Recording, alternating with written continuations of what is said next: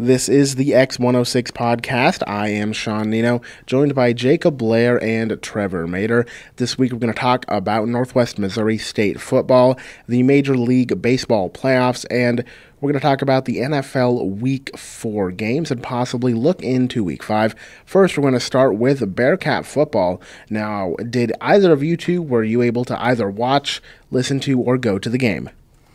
No.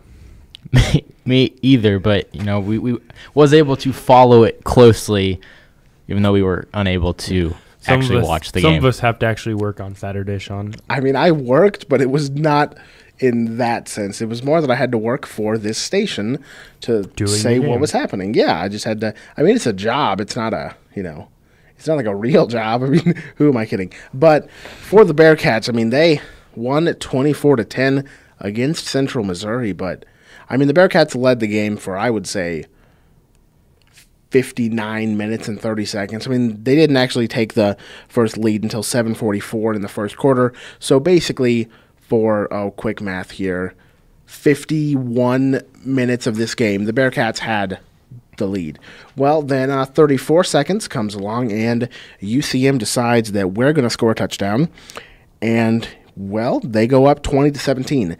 And then the Bearcats do what they do best, and they win. Not like coming back to win, because they don't do that very often, but with 34 seconds left on the clock, Zach Martin engineered a drive of all of 3 plays to get the Bearcats in the end zone to win the game.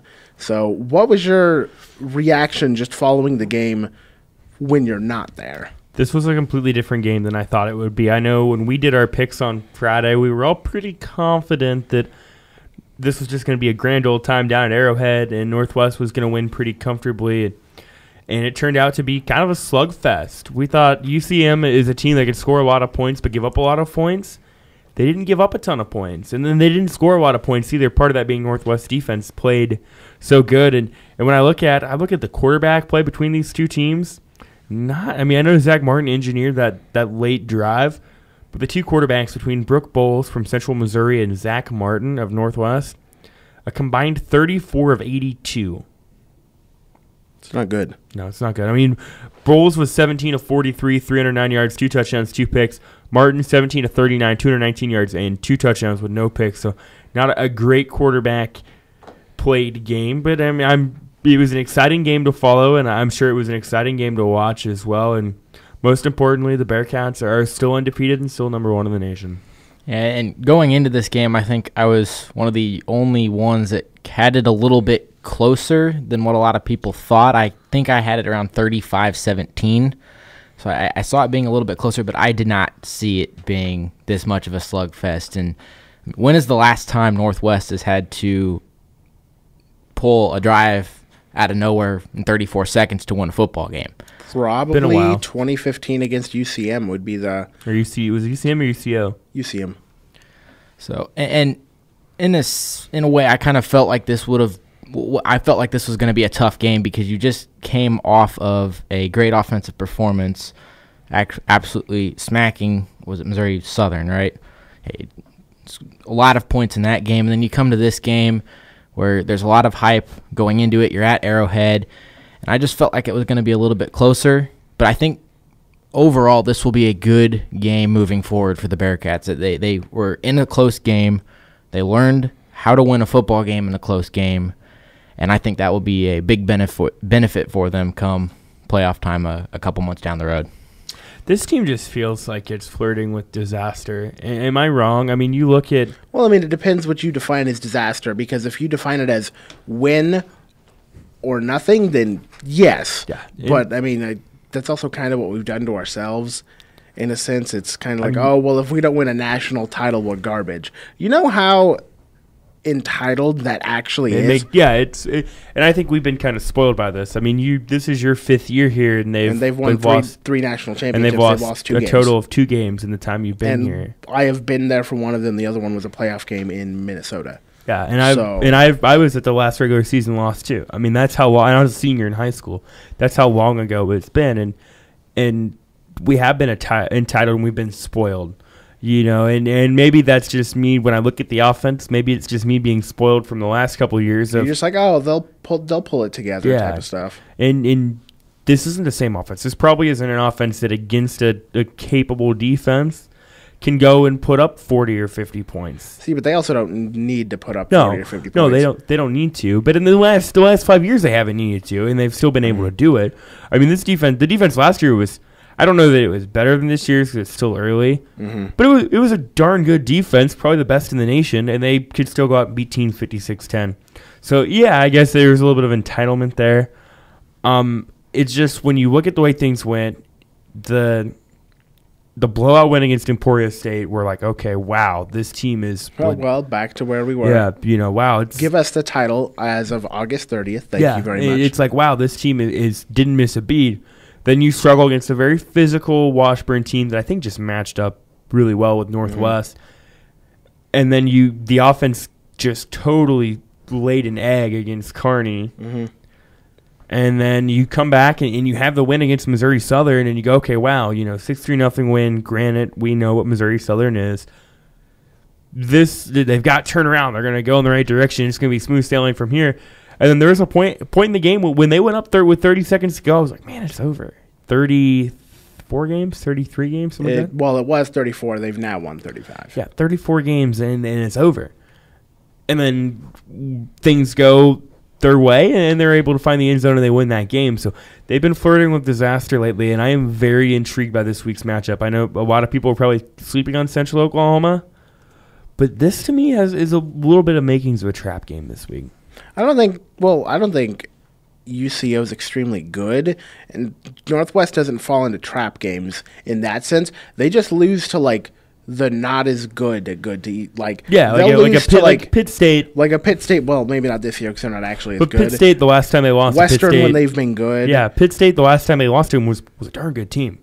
Yeah, it was also sky kicks that were onside recovered by Pitt State, and it was pretty brutal if you were there. Or if you weren't there, it was still pretty bad. But just to throw a quick little fact out to you, right now, Northwest has outscored their opponents 97-0 when they've been at home. Wow. Granted, they've only played 2 home games, but they've outscored opponents 97-0. And the only games that they've struggled on have been road games. Yeah, it'll be interesting to see how they go this week against Central Oklahoma. Central Oklahoma's got a darn good offense when you look at things. Last week, I can't think of the quarterback right off the top of my head, but he led Division II in all of passing yards. So that could be a thing that could impact Northwest. I mean, you kind of have to have both a pass and a run game, or else you're just going to drop back 8 guys and rush 3. So Central just kind of strikes me as a weird team because they beat Lindenwood by 21, then they lose by 3 to Pitt State, who's, like we said, I don't think Pitt State's awful, but I don't think Pitt State's very good. Lose to a really good Fort Hays team by 7.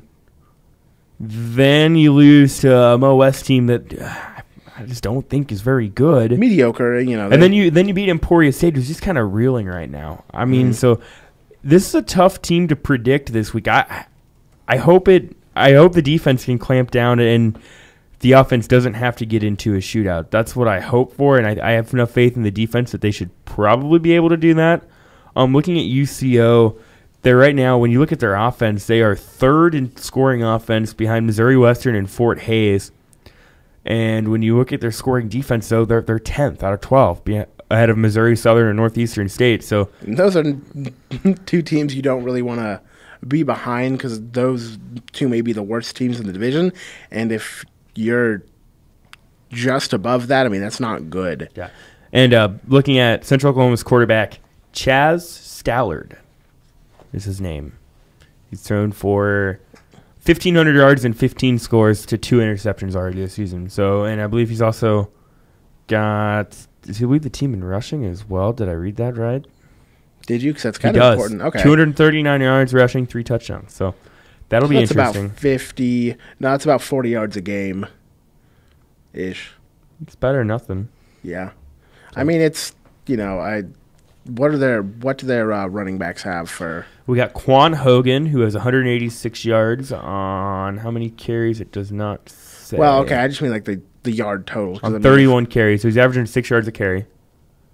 and Jake Stanley, who's averaging 3.2, Clay McKenzie averaging 4 yards a carry. Those are the only guys with over 100 yards rushing. So very interesting matchup here. Like I said, and Central Oklahoma scored a lot of points in the fourth quarter this year. They've outscored their opponent 62-51 in the fourth quarter. That's only outscoring them by 11. But they've scored a lot of points in the fourth quarter. That's true.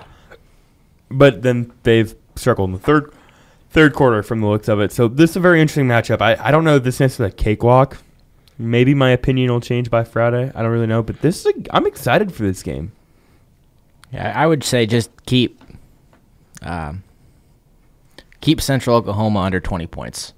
If you keep them on, and that might be the key. I don't think it's a hard thing to do, though, because with that defense. It's not hard. I think this past week, UCM scored this much because Northwest's offense didn't put the game away, so the defense had to actually try. Not that they don't try, but if you're up, say, by 14 points instead of just 4, then you can go about your defense in a different way, because if you have to rush 4 guys to get to the quarterback and they're not going to run the ball down 14 with 4 minutes left, because they're going to pass the ball at that point. So, it just depends if they do get into close games. Now we've seen that, hey, they were able to do it. Hey, they can win these games. But just to think for the future, I just wish the offense came together a bit more. There were a few passes that Zach overthrew to some guys deep. There was one pass, Sean Bain. It was with 4 minutes left, and he would have had the touchdown. The Bearcats would have been up 24-13, and the game would have been over right there. But instead, we have to punt there. UCM goes and scores, and then we have to have the end of the game happen. So, there are just a few things that throughout the game could have gone entirely different, and it may not have been a close game. Yeah, and like I said, we predicted that it wouldn't be a close game, and then it ended up being a really close game. Well, we had someone in the Weekend Sports Kickoff. He predicted a lot of points. We won't name who it was, but it was definitely Isaiah Swan. Let's just say he doesn't work for the radio, and he's definitely the head sports editor for the Missourian. And he was he guaranteed that they would not score less than, I think, 50. Well, we scored 24. My prediction was wrong, but again, the Bearcats won, so it's just on to the next week. And now we're going to go to the baseball playoffs, where everybody's team in this room is dead. But they're not actually dead. The season is over. They kind of fired a lot of coaches, and they did. And have you heard the latest rumor? It was Dayton Moore's going to go to Atlanta, and Ned Yost is going to leave because we have a new GM. There's a lot of stuff going on, but we are now going to talk about the MLB playoffs, where the good teams are here to stay. And tonight, we'll just say Tuesday, because I'm not really sure when this is going to go online. Tonight, we have the Twins versus the Yankees. We'll start off with this one. Who do you guys think is going to come out of this match? I know who I want, but I'm going to be rooting for the Twins. And by the time you guys hear this game will have already happened. I'm rooting for the Twins, but I'm picking the Yankees. The Yankees are just a little bit more talented, I think. They're just a corporation that you can't really root for unless you're a Yankees fan. So I'm the same way. I'm like, okay, if the Twins win, that's cool. Yeah. But I do think the Yankees are going to win. You get Irvin Santana against Luis Severino. It's an interesting matchup, but I just think the Yankees at Yankee Stadium, going to go with the Yankees. Yeah, I think there's a little bit too much firepower on the Yankees offense, and I think it's going to be a low-scoring game. You're starting playoffs, the pitching's going to be up, even though it's just a wild card game, which we've seen sometimes the wild card games, can get a little bit crazy, but I see it being, a 3-1 game, and the Yankees will get a couple big hits from a couple big players and move on to the actual playoffs. Yeah, and for me, going to go with the Twins. No, I'm going to go with the Yankees over the Twins, but if the Twins win, I think they could do some stuff, because it's always the team that wins the wild card just oh, well, they win, and then they go on this magical run to the end of the playoffs, hint, hint, Royals baseball. But, the Yankees playing at home, it's a different place than playing at Target Field. So Jacob and I both had the Yankees, and Sean is going to go with the Yankees. The Yankees, yeah. Okay. I didn't know if... Yeah, no, I kind of like you and I want the Twins to win. I just don't think that it's going to happen. I have never in my life wanted the Yankees to win, and I never will. So I'm rooting for the Twins tonight, but logically it makes too much sense to not pick the Yankees. Yep. And Sean, you mentioned that we've seen a lot of teams in the wild card position. They win that wild card game, and that one win seems to propel them with a lot of momentum. I don't see that happening this year with either wild card team. I think they'll win their game and then lose in the divisional round. Yeah, I think in the AL. Yeah, I don't think either one of these teams in the AL is maybe the Yankees, maybe, but I mean the Twins. They would get what, Houston or Cleveland? They get Cleveland. Yeah, I don't think that they can beat Cleveland in a 5-game series. Well, I mean, I think they could. I just don't think they will. Yeah, I mean, there's two very different things. Maybe that's where I don't think they will. Yeah. So we'll go over to the NL matchup, which will be Wednesday, October 4th, and it is the Colorado Rockies versus the Arizona Diamondbacks. John Gray will go up on the mound for the Rockies and go up against Zach Greinke. Right now, the Rockies are a 1.5-run favorite, and I mean, I'm going to take the Diamondbacks in this just because I think they're better at home than the Rockies are on the road, but I do like the Rockies lineup a little bit better than the Diamondbacks lineup. I'm going to go with the Rockies. The Rockies, to me, are a fun team to watch. I mean, you look at their lineup, and it's so I mean, like we were talking, because we actually had the chance to see the Rockies play earlier this year. Where is the weakness in that lineup? I mean, find me the weakness in that lineup. It is so deep between Arenado and DJ LeMahieu, who's one of the more underrated players in baseball, I feel like, and Charlie Blackmon. 37 home runs of 104 RBIs. Like, that's a lot. And then Arenado, as you talked about, 37 home runs, 130 RBIs. I mean, yes, they play in Colorado, so they're going to score a lot. But I mean, the things that they've had to put together have been: can you get guys to sign there who can pitch? Because I mean, if I'm a guy who's trying to look for a team, well, am I going to go somewhere where well, it's Kauffman, and I may not get paid as much, or I can go to the Rockies and get hit around, have worse numbers, and, And you look at their lineup, Jonathan Lucroy, a respected veteran. Mark Reynolds feels like he's been around forever. He probably has. DJ LeMahieu, Nolan Arenado, Trevor Story, Gerardo Parra, Charlie Blackmon, Carlos Gonzalez. Where's the weakness in that lineup? It's not. I mean, then you look. I mean, you could always make a lineup better, but there's not a spot that's like, needs to be taken out. And the thing is, when you look at their rotation, John Gray, Kyle Freeland, Tyler Chatwood, Yermán Marquez, and Chad Bettis. Okay, that's mediocre, but I mean, reliever-wise, you got Adam Ottavino and Pat Neshek. That's solid. So I like the Rockies a lot. I think they're of the wild card teams.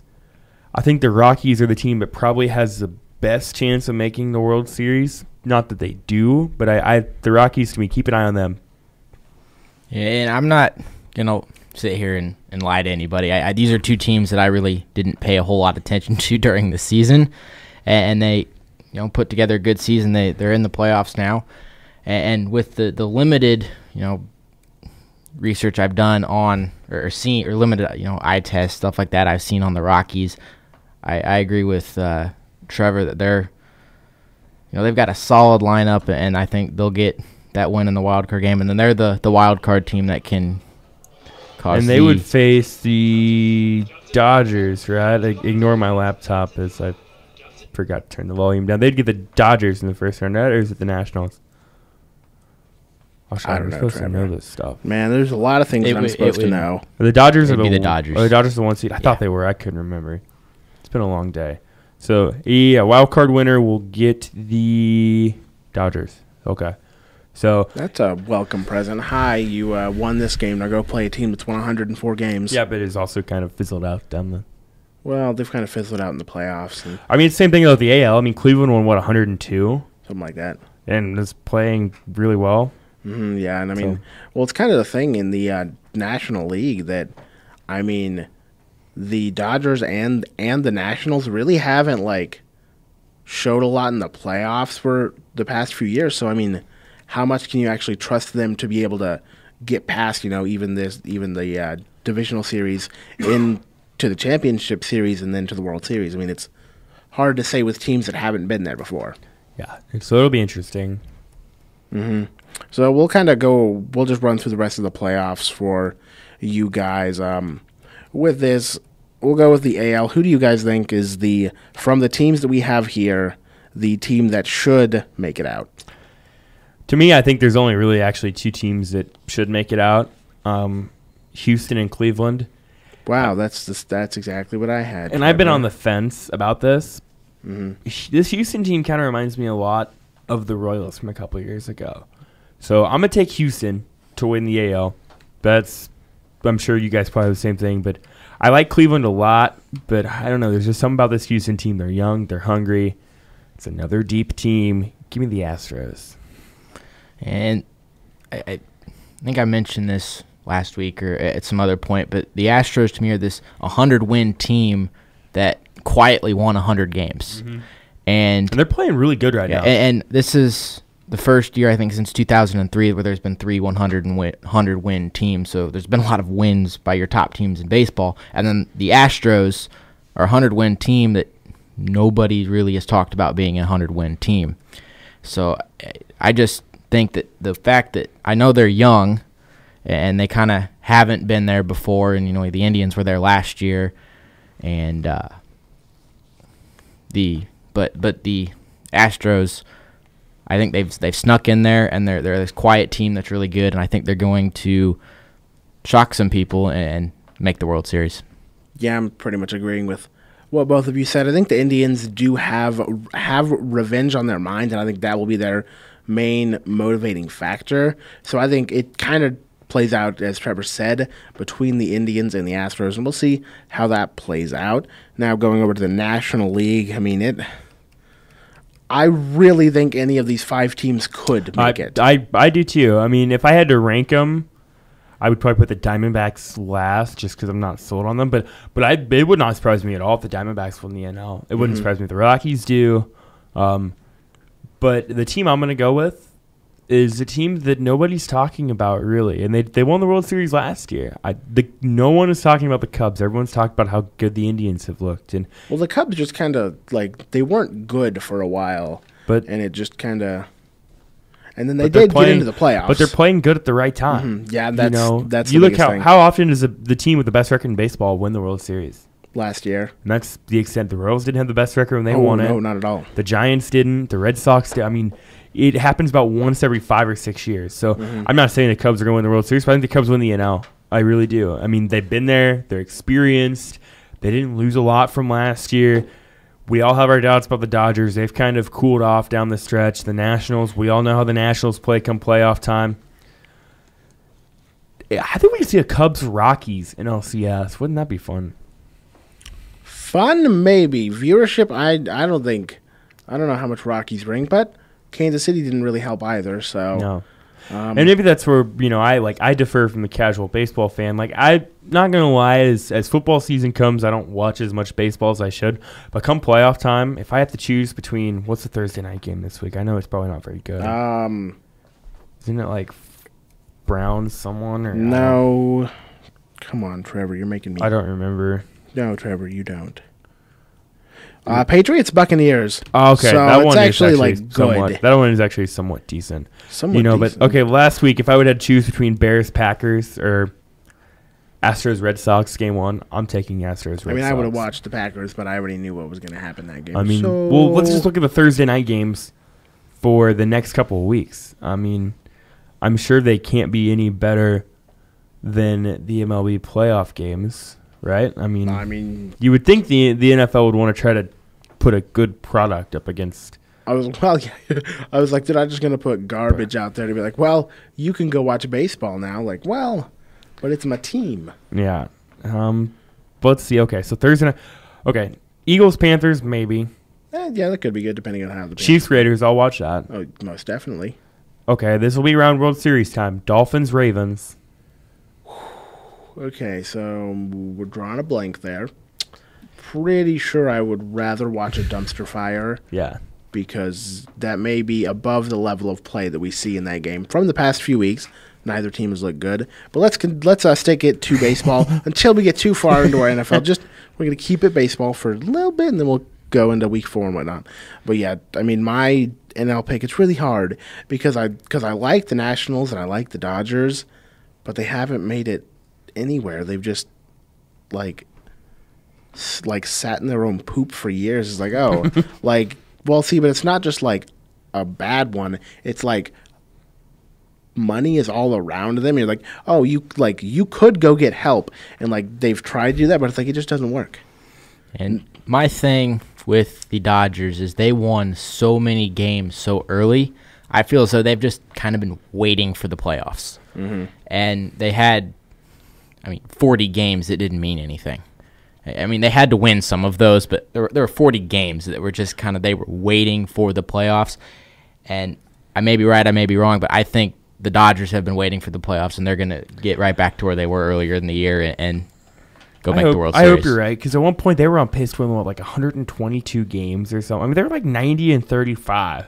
Yeah. And now, they finished 104-58. It's hard to keep a pace up like that, yeah. Especially when there's no motivation and you're like, oh, you mean the bottom 2 teams in our division are 2 of the worst in baseball, and the other 2 are just trying to get wild card spots? Okay. Yeah. They don't have to try as much. I think I'm going to go with the Dodgers. I think I've picked this for like 3 years now. Like, oh, hey, look, the Dodgers are going to do it, and I'm pretty sure I've been wrong every time. Well, you have, because this the may Dodgers have been the Nino pick of death, but I'm picking the Dodgers. And then I guess for the World Series, I don't know. I have to see how these teams play first before I pick a wild card winner. So we all have the Astros, baby. You said you picked the Astros. I did. That's why I said maybe, because I only remember my pick. We all have the Astros. You 2 have the Dodgers. I have the Cubs. Okay, I'll probably take the Astros. I'm going to go with the Astros, too. I just think this might be their year. I thought last year. I picked them to win the World Series last year. I had an Cleveland Astros. Had to come in and ruin it. I had an Astros Cubs World Series last year, too. So maybe I don't know what 1 year too early. Yeah, I don't know my fascination with the Astros Cubs. I went back and looked at my MLB playoff predictions from preseason, and I was 7 out of 10 with them. So I whiffed on the AL wild cards miserably. Yeah, but I think that the top teams are always going to be the top team. Or not always, but you kind of know who the best teams are, but then it's the... I had Rangers, Blue Jays, which made sense in April. And then in the NL, I didn't have the Rockies, but I had Diamondbacks and Mets, which made sense in April. So I was close. But I'm going to go Astros, win the World Series. And wouldn't that be cool to see? And the Astros-Dodgers matchup that I kind of have there in the World Series, that's a matchup of 2 younger rosters and a lot of up-and-coming possible superstars of baseball. And be a little bit different. I'm going to pick the Dodgers to win the World Series. I think I picked the Astros before, but I think the Dodgers will get to that form they had in the middle of summer where everyone just kind of wrote it off and be like, they're your World Series champions, which you never do that 3 months before the playoffs start. But I think they'll find that form again, and hopefully that works out. If not, I'll be terribly wrong.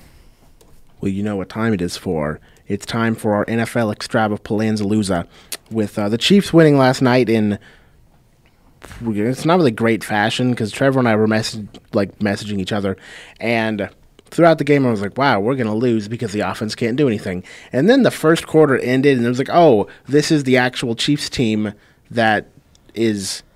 They can move the ball, even though some of the drives didn't end in points and they had to punt. At least they were moving. But for the first quarter, I was like, Trevor, are we going to have a horrible team? And I was like, this team's gotten worse on the offense every game. And you're like, oh, well, what's going to happen towards the end of the year? And I told you negative yards. Because obviously, if you get worse, you got to go somewhere.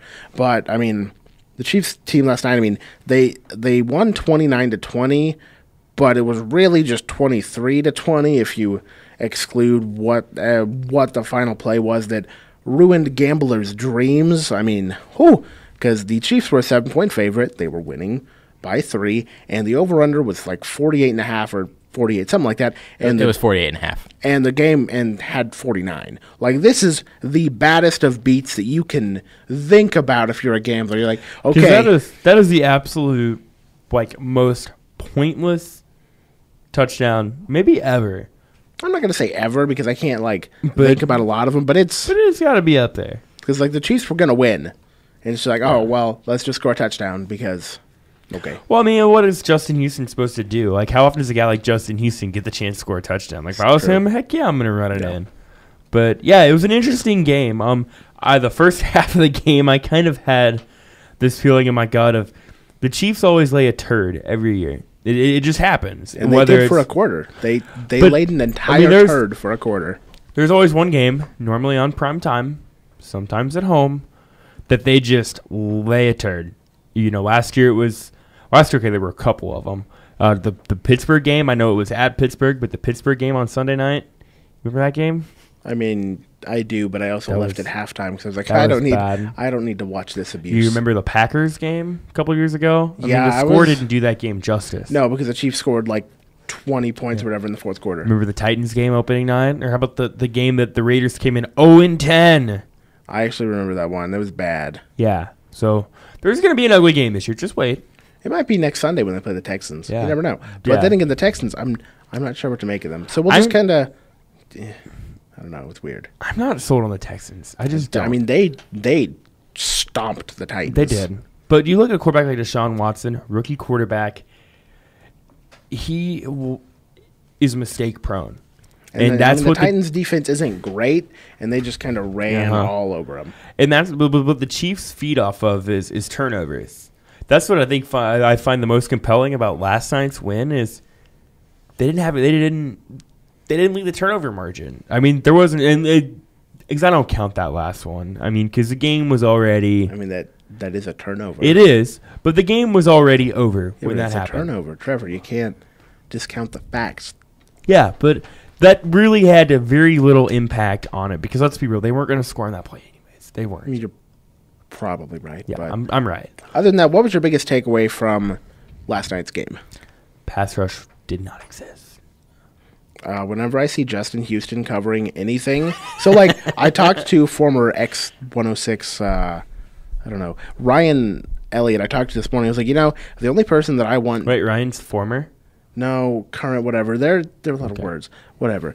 The only person that I want Justin Houston actually covering is a running back out of the backfield, and he kind of fought me on that. I was like, yeah, but at least like he get he is in front of him and that kind of stuff. But it's like I don't want him on a wide receiver or a tight end because they're generally fast.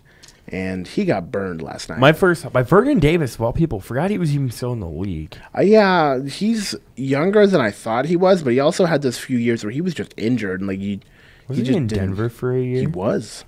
My first thought when I saw that is, why the blank is Justin Houston in pass coverage? He's only rushed on like 47% of plays.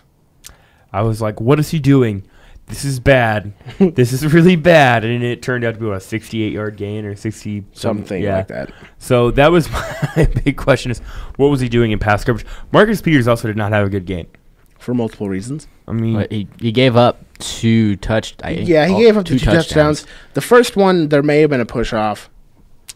Now, Terrence Mitchell had a good game. Phillip Gaines, I didn't hear his name called, and I was like, oh. That's a good thing. That's a good game. Yeah. Yeah, but I think did Mitchell almost have an interception? Yeah, it was on like a third down that he stopped it. Yeah, and Mitchell had a good game. The pass rush just wasn't there. And part of that's Kirk Cousins' ability to make plays. Kirk Cousins, I think. the fact that the Redskins' line's really, really good. Yeah, that too.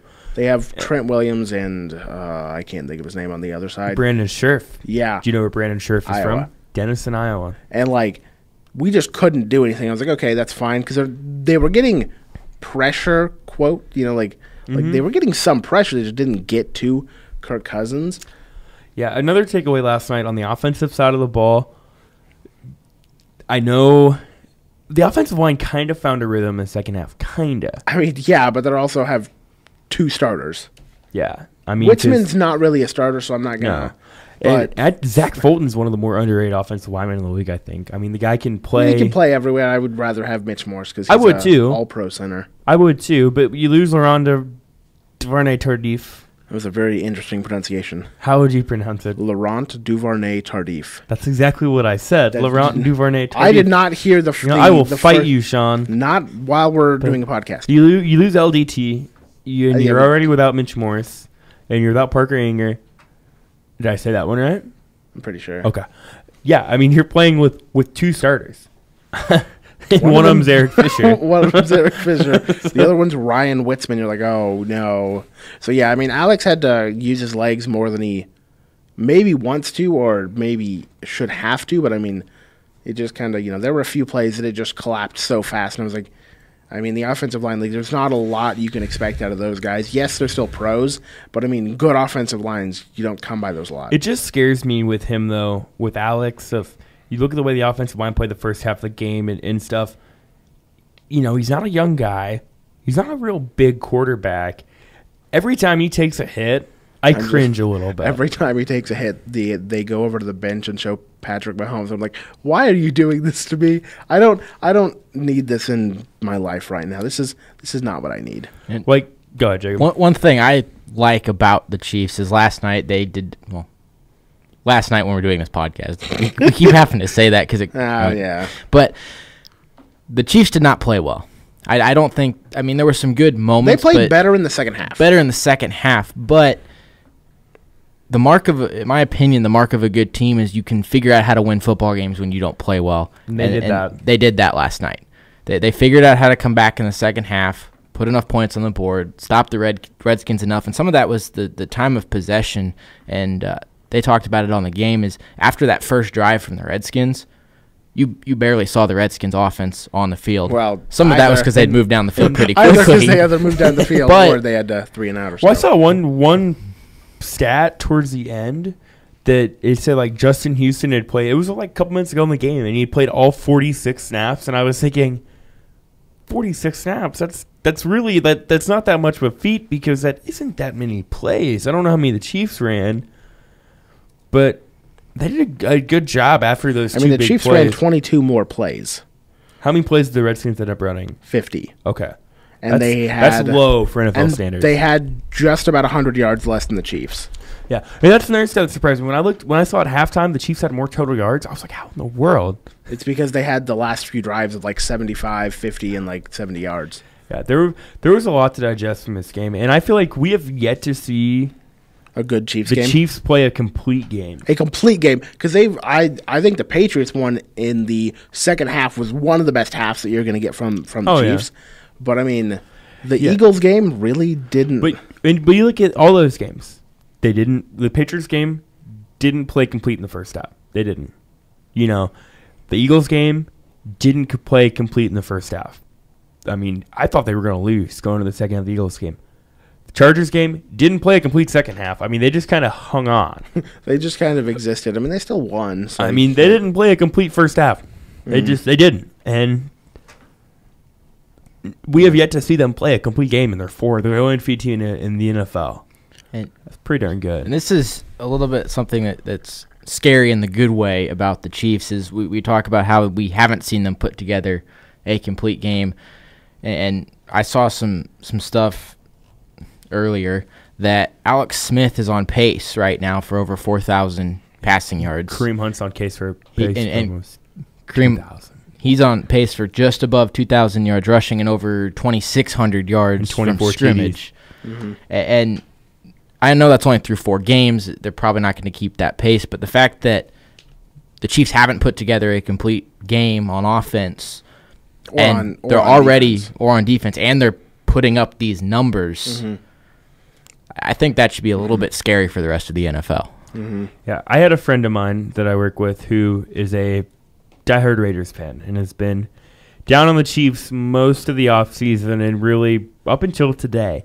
And I come into work this morning, and the first thing he says to me is, I think this might be – he says something I won't say. I think this might be their year. Kareem Hunt I don't want to hear it's my year because I've been – Talk to me in January. Well, week 12 when it's closer to I think right now this team is playing like the best team in the NFL. I mean, yeah, that also has to do with other teams not playing well. And you brought up something yesterday that I thought about. When you look at the other teams that are playing in the NFL, they're playing good. There's not a one of them that scares me. There's not. I mean, you look at who would you say other than the Chiefs right now are the 2nd through 5th best teams in the NFL? Pittsburgh? No. Because I'm not scared of Pittsburgh. I'm scared of Pittsburgh if I have to go to Pittsburgh. The Packers are the one that maybe because they have Aaron Rodgers. Because they have Aaron Rodgers. That's the only reason they scare me. But their defense is a piece of flimsy cardboard. Yeah, like that's the only thing that scares me about them. Pittsburgh, if you get them in Kansas City, I shouldn't say that. Doesn't scare me. New England. I mean, we've already done it once. Why couldn't you do it again? So far, their defense is the worst in the NFL and doesn't seem to be looking.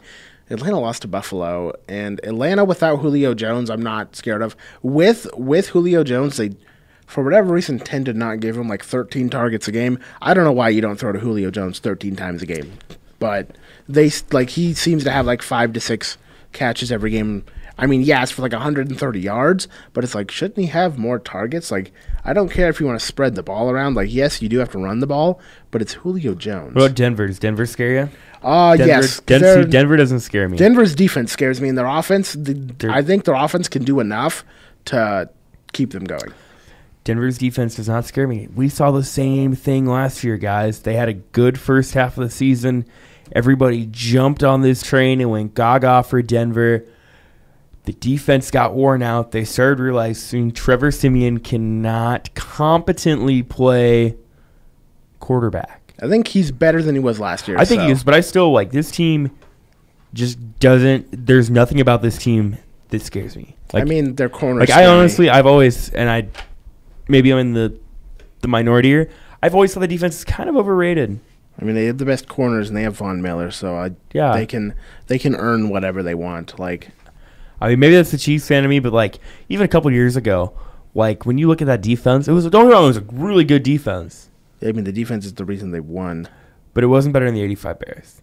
Well, no. It wasn't better than the 2000 Ravens or even the 02 Bucks or even the 13 Seahawks. I think that 13 Seahawks defense was even better. This year's Seahawks defense might be better. Oh, yeah. Like, this year's Seahawks defense is – but see, Seahawks are one of those teams that they don't scare me on the offensive side of the ball. But on the defensive side, I'm like, I don't know how we're going to score on you.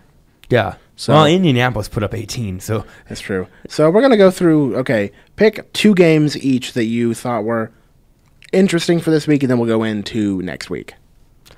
I got to pull up the schedule. That's okay. See, I'll start. There were a few games, honestly. One that really caught my eye was the Rams-Cowboys, because, I mean, I didn't think highly of the Rams, and I am starting to lose hope in the Cowboys. Not that they'll be bad, but just that I just, slightly lost hope in the Cowboys. And I mean, the Rams, they can score, and they've always had a defense, and we've known that. So I mean, I just need the Rams to play like, I just want them to play a team that's actually good, if you know what I mean, that like is like 3-1, 4-1, that they're gonna have a challenge against, because I don't think the Rams have been truly challenged. They have Seattle this week. Oh, good. This is exactly what I want. And then other than that, I mean, I'm not going to say Jets-Jaguars, even though that game was actually better than anticipated. The fact that both of those two teams are now 2-2. Yeah, the Jets who had through 4 weeks of the Jets and Patriots would be tied for second in the AFC East. I mean, no, it wasn't me. And then the other game that I thought was really interesting was Panthers-Patriots, because Cam Newton came in and looked like a real quarterback because the Patriots' defense is atrocious. Wow, Sean, you took away the 2 good games of the. There was one that I found. There were 2 I found interesting.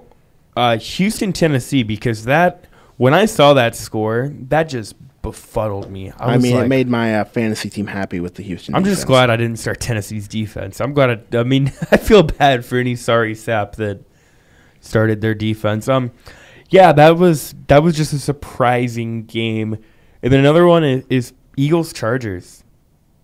The Chargers are bad. Okay, the Chargers are bad in the sense that they're not going to win games, which is bad, but they keep every game close, which gives their dwindling fan base some sort of hope. The 8,000 people that are there. They should just go back to San Diego, right? Right? They should. They're not going to. I mean, what if the league makes them? You don't have fans out there. I don't think it's going to happen, though. The San Diego Chargers are like the the Los Angeles Chargers are like the redheaded stepchild of the NFL right now. Like, LA didn't want you. LA barely wanted the Rams, and they don't want the Chargers. Yeah, like I said, the Chargers are like the stepchild to the Rams. But it's like, okay, LA's like, okay, well, we're marrying your mother, and we have to take you along, I guess, because we don't really have much of a choice. I mean, I know it's a weird analogy, but I mean, really, even the Rams are struggling, but teams care. LA cares a heck of a lot more about the Rams than they do the Chargers. Yep. I mean, they would have rather had the Raiders, but just no one cares about the Chargers. True. And one game that kind of stood out to me was the Bills and the Falcons. And the reason is on that one is surprising, but the Bills are sitting at 3-1 right now at the top of their division, and you kind of sit there watching this game and wonder, are the Bills an actual threat to the Patriots this year? Because we don't trust the Patriots right now, and the Bills don't look that bad. I have to see more from the Bills, and the sad thing is they don't even play the Patriots till December 3rd. Interesting. So if the if the Bills win enough games going into that game, and the Patriots continue to not have a defense, then you could be playing those games for the division, and who would have thought that between the Patriots and the Bills? Here's the Bills' schedule from now until their meeting against the Patriots on December 3rd. At Cincinnati. Win. Home against Tampa. Could be a win. Home against Oakland. So if that's 3 weeks away, could be a win. At the Jets. They should win that. Home against the Saints. They should win that. Home game in Los Angeles against the Chargers. Wait, what? Yeah. Oh, the Chargers. Sorry, you said L.A. and my mind went to the Rams. Yeah, they should easily win that. At Kansas City. I think I'm going to that game. I think Kansas City wins, but if Buffalo keeps winning, it'll be interesting. You look at the schedule for the Bills, and it is actually pretty favorable. Well, it's because if you finish like third or fourth, you get one of the easier paths. Home against New England, home against Indy, home against Miami, at New England, at Miami. I'm going to say right now, they're 3-1. I mean, yeah. I think they beat Cincinnati. I think they lose to Tampa and Oakland. I think it depends if Derek Carr's in. I think this team could win 10 games and get a wild card. And you look at the AFC right now, I think right now it's pretty cut and dry. Maybe the division leaders, Chiefs, Steelers. That's it, maybe. We thought Baltimore might be a wild card team, and Baltimore looks awful. Yep. Absolutely awful. Mm-hmm. Well, and in the AFC South, I think none of those teams are going to fight for a wild card spot. They're all going to. Tennessee might. I mean, don't want that. Mariota keeps getting hurt, so I'm not going to. No, Indy, no way. Jacksonville, they are 2-2. Shut your mouth, Trevor. Okay, we're going to go into this week. There are actually some really good games going on. We have Patriots, Buccaneers. Quick thought, I think the Buccaneers are going to win just because the Patriots' defense is so bad. Yeah, this could be a game that puts Tampa Bay on the map. I thought you were going to say puts me to sleep, and I was like, well, that's fair. Obviously, I know we'll all be excited for Chiefs-Texans on Sunday night. We have the darling of Sunday afternoon, Packers versus Cowboys. It says Fox on there, so I already know what that 3:25 time slot is saved for. It's a game of the week. Joe Buck, Troy Aikman. The Jets play the Browns. I'm excited, guys. The Panthers play the Lions, which I think will be a test for both teams to see. How about 49ers, Colts? Chargers, Giants, so somebody's going to get a win. No, they're going to tie. I'm just kidding. I'm not actually picking that. Cardinals versus Eagles. I think the Cardinals have gotten 2 wins. It's like, well, congratulations, but I think the Eagles should easily win that. Jaguars, Steelers. I hope the Jaguars don't win because, come on, Steelers. You're playing Jacksonville. I hope Jacksonville does. No, because then you get Pittsburgh coming into Kansas City after lost. Like, you mean we just lost to Jacksonville? Well, Kansas City's about to get spanked, and then we'll be sad here. We have Ravens, Raiders. This will be Oakland's still a 2.5-point favorite with E.J. Manuel. Think about that. We're getting to the point where teams have buys now. Atlanta, Denver, New Orleans, Washington. Good for them. Yeah. Next game is talking about the Seahawks and the Rams. I think this will test the Rams to see how good. Well, their defense should probably shut down Seattle. The Rams are a 1.5-point favorite, which is kind of crazy to think about. Just like from everything we've seen the past few years, it's going to be a close game. And then the Monday night game, the introduction of Mitchell Trubisky. I'm interested actually in seeing that because I want to see how he performs in that first game. Yeah, and I mean, the Vikings. The Vikings are weird. The Vikings are like, well, we have Sam Bradford. Well, no, we don't. Oh, we have Dalvin Cook. Well, no, you don't. Like, well, we had Teddy Bridgewater. No, he's going to essentially, like, his leg is going to explode. That's what happens. And I mean, are the Bears going to pull off another close win at home against a team that they probably shouldn't beat? So going back to that, this is kind of going back to the whole Chiefs thing. I was scrolling through my Facebook yesterday, and after the game, and obviously Chiefs fans get very excited after wins, and one of my friends on Facebook had commented the Chiefs were the only undefeated team in the NFL, and another one of my Facebook friends, who is a diehard Steelers fan, commented, "That'll change in 2 weeks. You guys might be 4-0, but the teams you've played are trash." Okay, let's look They've beaten the Patriots. You look at the Patriots, who are gonna the Patriots. The Patriots will make the Redskins. playoffs. Like, let's be real. The sky isn't The Eagles falling. are the best team in the NFC East right now. Oh, yeah. And Washington looked like a good football team last night. They are a good football team. I mean, so there's 3 teams that could very easily make the playoffs. And the Chargers, I don't even know how to describe them.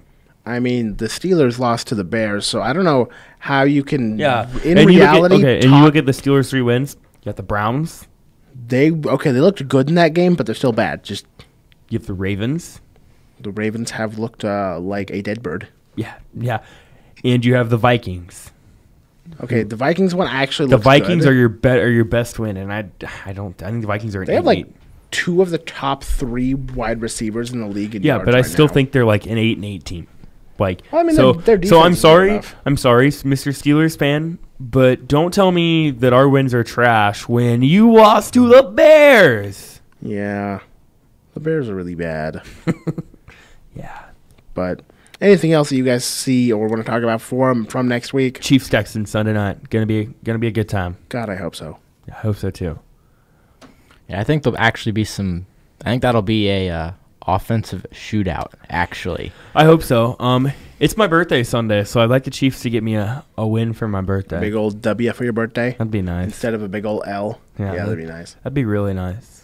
Well, you've been listening to the X106 podcast. We talked about Bearcat football, then transitions somewhat into the Major League Baseball playoffs, and then we kind of made it into NFL a bit early, finished with NFL Week 5.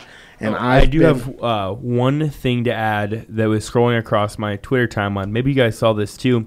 Breaking news here on the podcast. The NBA is going to change its All-Star format. Yeah, Did you hear that, Sean? I did. I saw it earlier today. It was pretty good. Well, maybe it's not so breaking news. No, dude, it happened like at 2 o'clock, Trevor. Well, sorry, It's like, some of us have to work for a living. yeah, Trevor, some of us do. Okay, you can sign off now. Nah, dude, I'm not going to. so, Okay. so we're just gonna tell them that it changed, not tell them what it is. Yeah, so now it'll go to they'll designate 2 team captains, which will be KD and LeBron probably, and then they'll pick, and you'll get basically the Cavaliers team of LeBron and. No, you'll basically get LeBron and friends versus whoever Kevin Durant picks because that's what LeBron wants. I hope KD picks Russ. Like, very hypothetical, but No, dude, I hope LeBron takes Russ, honestly. Real quick, I think the politics that are gonna go into picking your team Will be way come better in than the All-Star actual game. I think it'll it's be- going to be absolutely awesome. and I like the All-Star. I like the NBA All-Star game because, like, I know they don't play defense, but it's not the same as a Pro Bowl. Where, like, if Where, Pro like, Bowl- guys are literally if walking If around. the Pro Bowl doesn't, like, they don't play defense in the Pro Bowl, it's just bad football. Like, it's not even fun to watch because it's like, okay, this is stupid. But NBA, it's like, oh. It's like they don't play defense anyways, so what's the matter? Yeah, they do. You just don't see it from every Kinda. team. Yeah. Like, that'll be fun to watch. But I agree with what you said. Real quick, to go back on our trend of things, NASCAR this week at Charlotte. Who do you like? Oh, my goodness. You got to go with Martin Truex Jr. 3rd week in a row. I'm going to go Brad Keselowski. I'm going to go with a car full of bricks and possibly glue. All right. Interesting. I don't even know I enough didn't about see that on the entry list, but maybe I Well, missed something. hey, there's always a first time for everything. But I've been Sean Nino with Jacob Blair and Trevor Mader. You've been listening to the X106 podcast.